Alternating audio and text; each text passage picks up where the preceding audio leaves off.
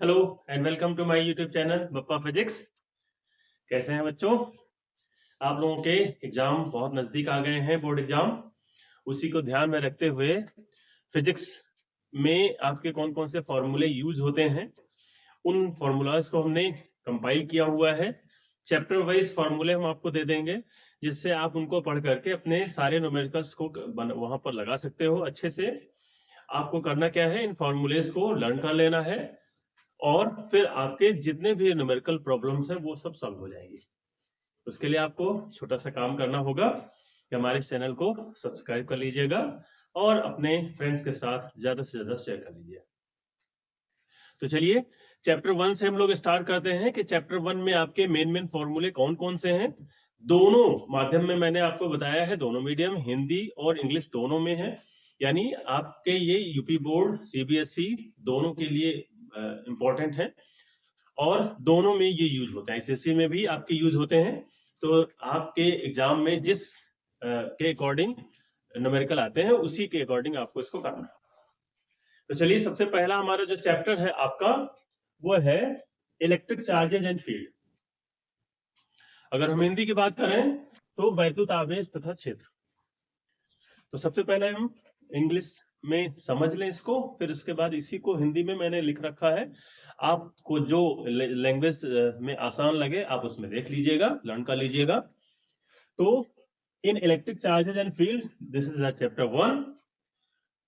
First formula is Coulomb's law. Coulomb's law is very important law.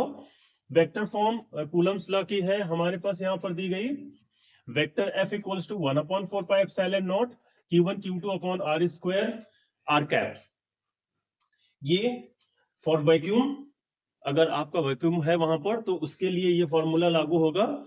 और अगर आपका कोई मीडियम दे रखा है, कोई माध्यम दे रखा है, तो you can use this formula. Vector F equals to 1/4πε0 K Q1 Q2 upon R square R cap. In magnitude form में अगर हम इसको लिखें, आपका Coulomb's law in magnitude form, तो F equals to 1/4πε0 K Q1 Q2 upon R square only, not R cap और not vector term. तो 1/4πε0 की वैल्यू जो है वो होती है 9 × 10⁹ न्यूटन मीटर स्क्वायर पर कूलम स्क्वायर। इसका यूज करके आप एफ की वैल्यू भी निकाल सकते हो, आर की वैल्यू भी निकाल सकते हो। जो वैल्यू आपसे कह रहा हो वो वैल्यू आप निकाल सकते हो। Second formula is electric field intensity.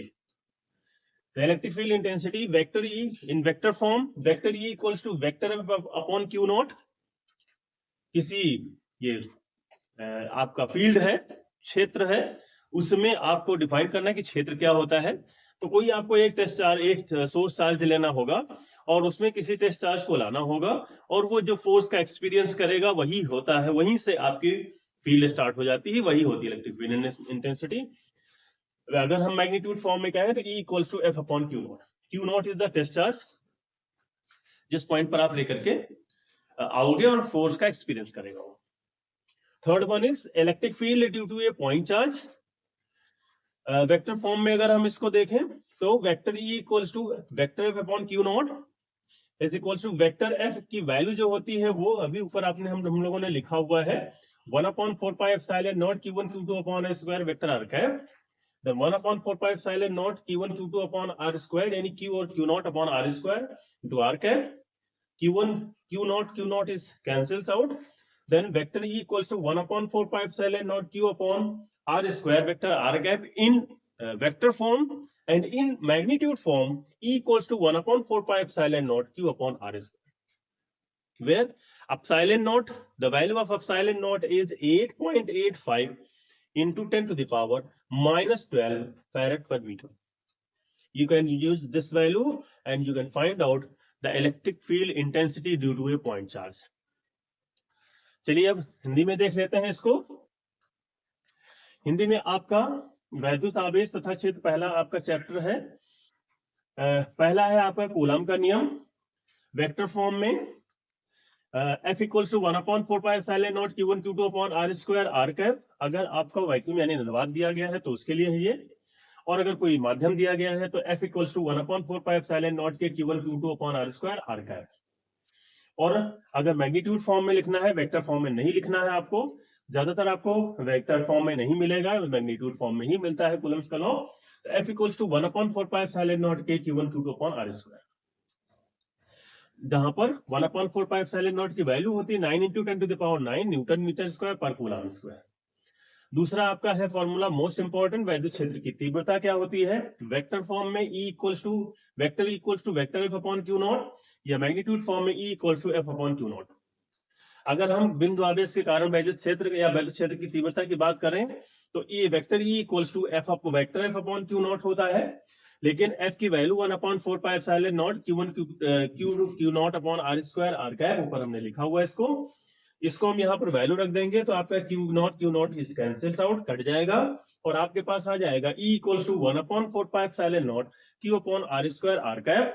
और अगर हम मैग्नीट्यूड के फॉर्म में लिखें तो E equals to 1/4πε0 Q upon r²। चलिए इसके आगे देख लेते हैं कि और कितने फॉर्मूले इसमें यूज होते हैं। हाँ तो देख लीजिए, अगला आपका इंपॉर्टेंट फॉर्मूला जो है वो इलेक्ट्रिक फ्लक्स का है।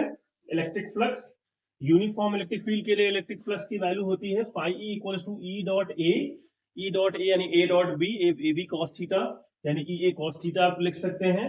दूसरा नॉन यूनिफॉर्म इलेक्ट्रिक फील्ड अगर है, असमान आपका अगर क्षेत्र है, इलेक्ट्रिक फील्ड है, वैद्युत क्षेत्र है, तो phi E equal to E integration और E डॉट dA। और अगर आपका कोई क्लोज सरफेस दिया गया है, किसी क्लोज सरफेस के लिए आपको फ्लक्स की वैल्यू निकालनी हो तो phi E इक्वल टू होता है close integral E dot E। Gauss law आपका है, इंपॉर्टेंट है आपका। गॉस लॉ होता है phi equals to Q net upon epsilon not, या इसको इक्वल्स टू लिख सकते हैं आप integration over close integration over E dot dA।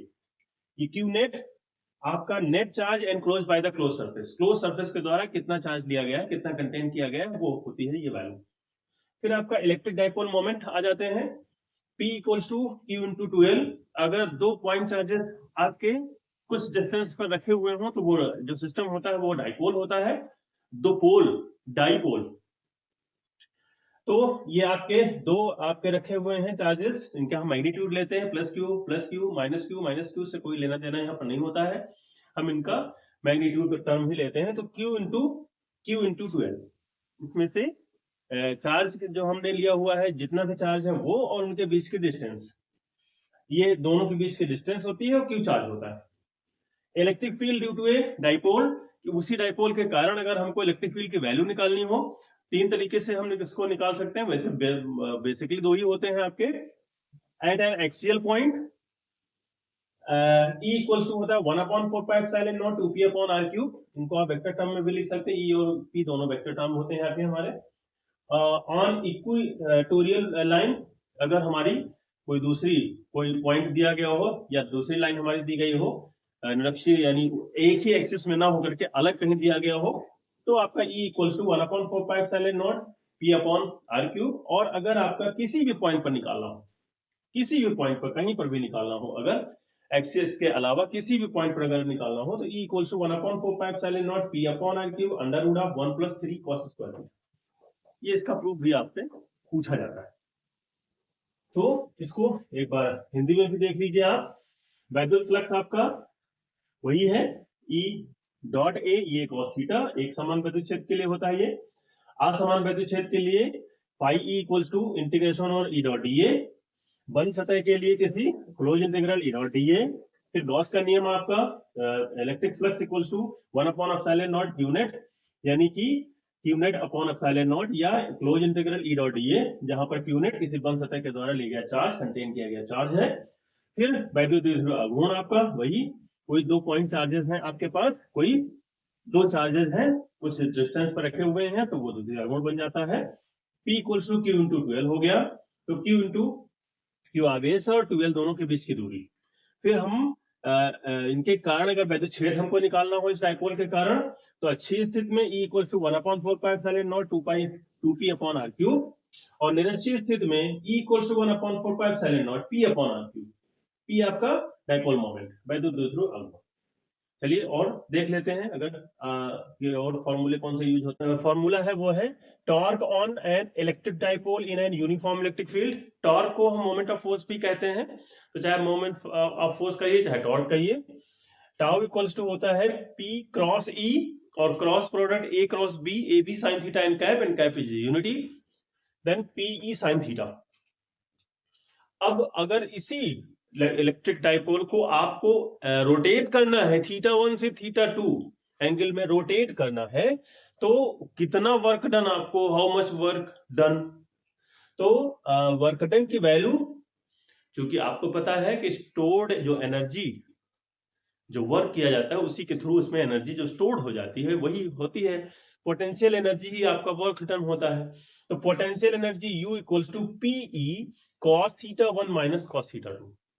और इलेक्ट्रिक फील्ड अगर आपके पास कोई चार्ज कंडक्टर दिया गया है, उसके किसी पॉइंट पर, किसी बाहरी पॉइंट पर हमको निकालना हो electric field intensity due to a charge conductor, then E equals to होता है sigma upon epsilon not by sigma be the charge density. अगर ये सरफेस चार्ज डेंसिटी हम लेते हैं तो सिग्मा है, और अगर हम लीनियर चार्ज लाइन चार्ज लेते हैं तो लैम्डा लेते हैं, और अगर हम वॉल्यूम चार्ज डेंसिटी लेते हैं तो रो लेते हैं। तो इस तरीके से आपका ये, इसी को हिंदी में देख लीजिए, एक समान वैद्युत क्षेत्र में स्थित वैद्युत द्विध्रुव पर कार्यरत बलयुग्म का आघूर्ण आपका होता है tau equals to P cross E P sine theta. उसी वैद्युत द्विध्रुव को θ1 से θ2 घुमाने में कितना कार्य किया जाएगा, तो U equals to PE cos θ1 minus cos θ2। And आवेशित चालक प्लेट के निकट वैद्युत क्षेत्र की तीव्रता अगर आपको निकालनी हो तो E equals to sigma upon epsilon.